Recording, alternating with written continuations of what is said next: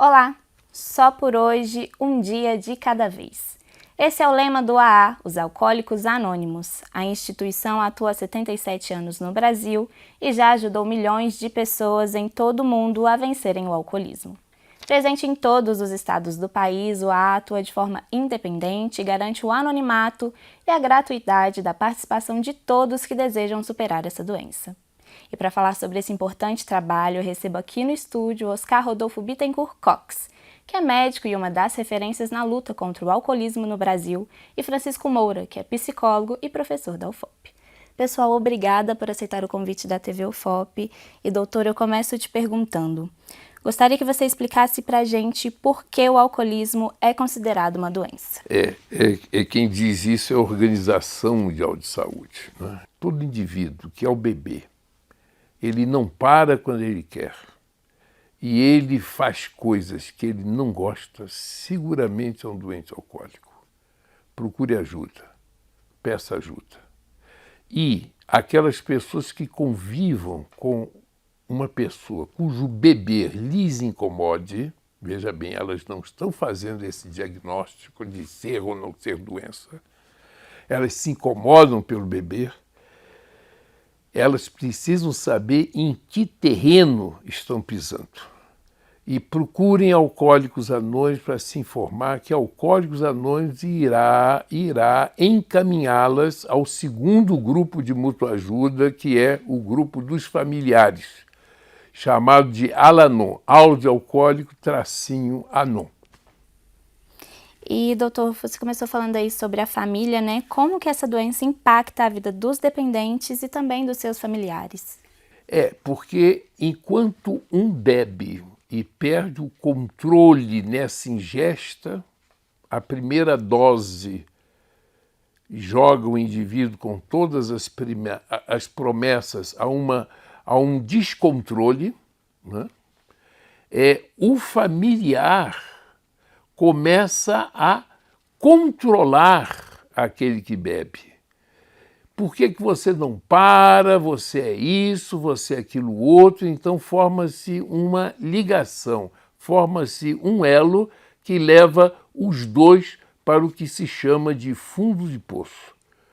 Portanto, este familiar que está perdendo o controle do seu ente querido em termos de beber ou não beber, precisa saber em que terreno está pisando, porque tudo que ele estiver fazendo, ele estará fazendo a serviço da doença e não da recuperação. E a recuperação está ligada a Alcoólicos Anônimos, né? Falando em recuperação e do AA, qual que é o papel do AA diante dessa doença e como que funciona essa iniciativa? O funcionamento é o seguinte: eu preciso de um outro alcoólico para que eu possa permanecer sóbrio. Isso é chamada lei dos semelhantes. Eu preciso ter uma identificação com o outro. No grupo, eu percebo que a minha vida, a minha história, está sendo contada por um outro indivíduo que está com uma outra postura, está com uma outra qualidade de vida perante a minha, que eu perdi tudo. Eu não preciso chegar nesse fundo do poço, mas eu preciso admitir, com a mente aberta, boa vontade, que eu estou perdendo para o álcool, porque é a doença da negação. E aí, se o outro pode, por que eu não posso nessa recuperação? Então, e é aí que há um processo de natureza interior que vai modificando o indivíduo. E Francisco, como a gente já disse, o AA já ajudou milhões de pessoas na luta contra o alcoolismo. Qual que é o impacto dessa iniciativa, tanto no âmbito pessoal, familiar e também no contexto de saúde pública? É bem provável que alguém que esteja assistindo tenha alguém dentro de casa que já perdeu o controle de um dos familiares para o consumo da substância. Basta andarmos pelas ruas de Ouro Preto, Mariana, Itabirito e região que nós vamos ver isto. Alguém que perdeu o controle de si mesmo e está totalmente dependente do consumo do álcool. E nós temos várias possibilidades de acolhimento dessas pessoas. E quando nós falamos em possibilidades de acolhimento, nós estamos falando em saúde pública. E dentre essas várias possibilidades de acolhimento, de todas as experiências que eu tenho, o AA é o que melhor oferece um resultado mais efetivo para o apoio aos familiares. Porque quando nós pensamos em dar assistência àquele que está dependente do álcool, que está doente neste contexto, o AA não se preocupa só com ele. Mesmo sendo o foco central o dependente, toda a família é abalada quando tem um membro da família que é dependente. Então, em termos de saúde pública, o AA é um forte aliado e colaborador. Mas nós diríamos, né, não foi ainda apresentado, que não é missão dos membros do AA fazerem divulgação, publicidade do trabalho que eles fazem. Nós que somos colaboradores, ou o Dr. Cox, que é amigo do AA, nós como colaboradores, nós podemos falar em nome do AA, mas raramente vamos encontrar alguém que venha falar sobre o AA. Então, eu me permito dizer, enquanto professor da Escola de Medicina, envolvido nos diferentes temas que estão vinculados à saúde pública, o AA é um forte aliado e um colaborador dentro da prevenção, do acompanhamento, vou usar um termo aqui que não é muito apropriado, mas que eu gosto de usar, do tratamento também. Né? A cura é uma outra questão. Excelente, Francisco. E mesmo com os impactos positivos da iniciativa, algumas pessoas com dependência química ainda sentem receio em procurar tratamento e também a ajuda do AA. Como reverter esse estigma? Essa é uma tarefa muito difícil, porque quem mais sofre neste momento do receio são os familiares. Porque quando a pessoa já está na dependência, ele já não tem mais a consciência, o discernimento do quanto mal o álcool está fazendo a ele. Vamos concentrar aqui apenas no álcool, sabendo que outras drogas também é um tema muito importante. Mas quando a pessoa já está dependente, esse discernimento não existe. Há um processo de autodestruição social, autodestruição familiar, agressão ao núcleo familiar, agressão à vida profissional, perda do emprego e tudo que vem em decorrência disso.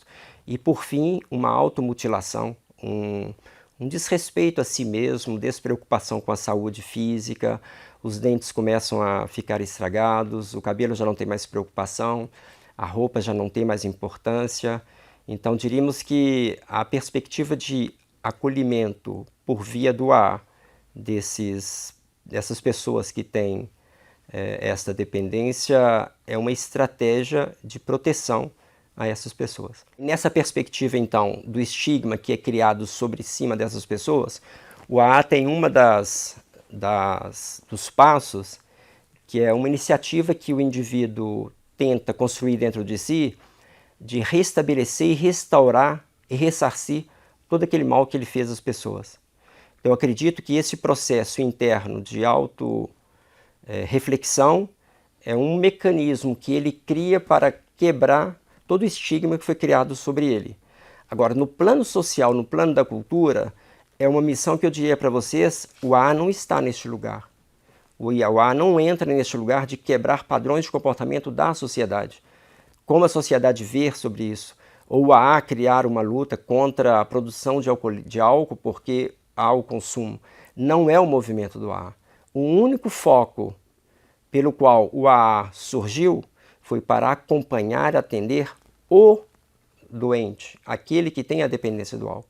Ele interessa você está com dependência de álcool, venha para o AA, que o AA é um dos caminhos para você sair dessa dependência. E, doutor, o álcool está culturalmente enraizado em diversas celebrações e momentos de convívio e alegria, sendo amplamente consumido. Como saber quando o consumo se torna nocivo? Qual que é o momento de buscar ajuda? A própria pessoa e a família sabe desses momentos. A questão é que são doenças da negação. Do momento que o indivíduo começou a se preocupar muito com a bebida, quando começou a perder esse controle, ele pode não saber esses nomes científicos que eu estou falando, mas ele percebeu que algo começou diferente com ele.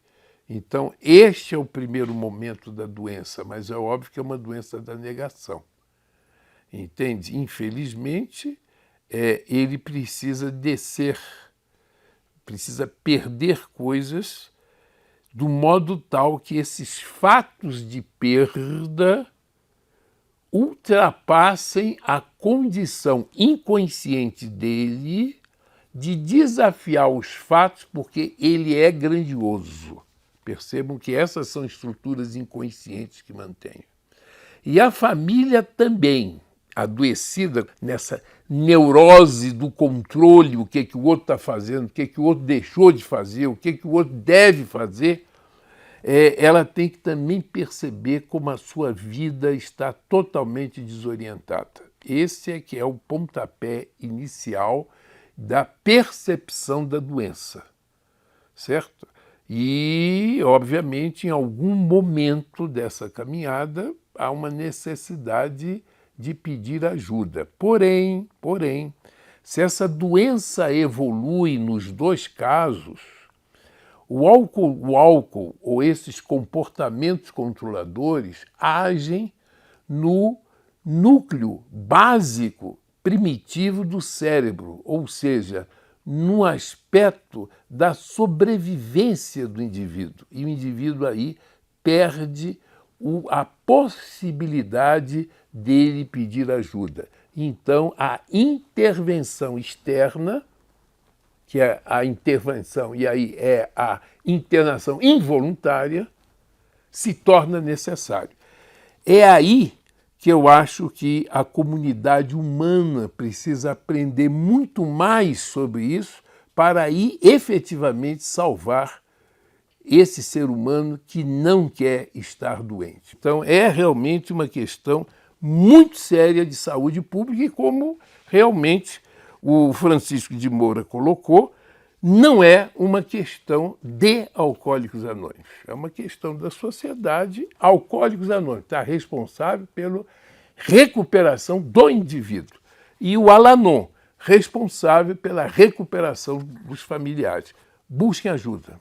E, professora, aqui na UFOP, qual que é a realidade do alcoolismo? Então, foi utilizado aí o termo uso abusivo e nós estamos diante de um cenário, eu diria, muito interessante e muito rico em termos de conhecimento, porque é um campo de pesquisas que eu faço, o consumo de substâncias psicoativas por universitários da UFOP. Né? Substâncias psicoativas é o termo sinônimo da palavra drogas.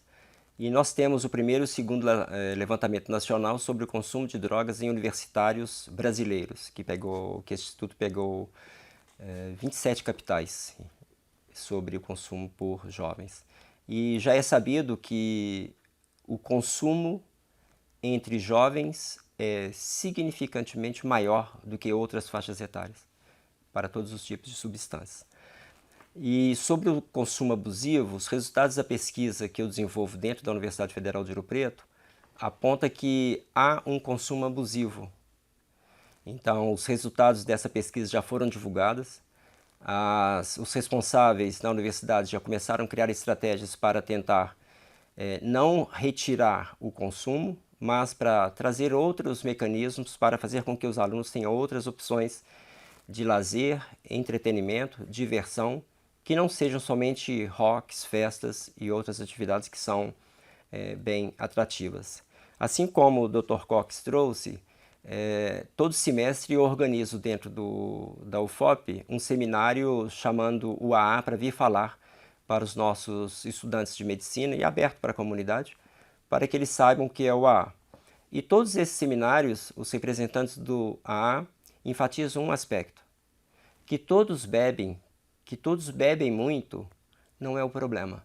O único problema que o AA vê é quais entre esses que consomem têm os mecanismos, os gatilhos para ficarem dependentes do álcool. Porque no momento da vida universitária todos são jovens, abaixo de 25 anos, diria que adolescentes ainda. E como é muito recorrente que o adolescente faça um consumo muito elevado, então diríamos que tudo bem, a universidade consome muito porque são todos jovens. Mas para nós adultos, que temos uma visão sobre o movimento da juventude, não está tudo bem. Nós criamos uma normatização daquilo que não é normal e nem natural. Então, há uma preocupação generalizada dentro da universidade, que é um tema sobre o qual me interessa, para que possamos criar estratégias de discernimento deste comportamento vinculado ao consumo de bebidas alcoólicas. Eu tenho filhos que estão aí dentro da universidade, assim como muitos que estão nos ouvindo. Não é normal este padrão de comportamento vinculado ao consumo de substâncias, porque só a família que tem um membro dependente do álcool sabe quanto é difícil aquela experiência. Aí, caso a expansão dessa informação seja capaz de atingir os meus vizinhos, meus colegas e as pessoas que vivem aqui na região, é muito difícil quem está dentro desta dependência do álcool ou de qualquer outra substância, ele próprio tomar a iniciativa. Ele sempre vai negar, ele sempre vai fugir, ele não vai querer. Então, é a força do núcleo familiar que poderá levar essa pessoa a recorrer a uma ajuda.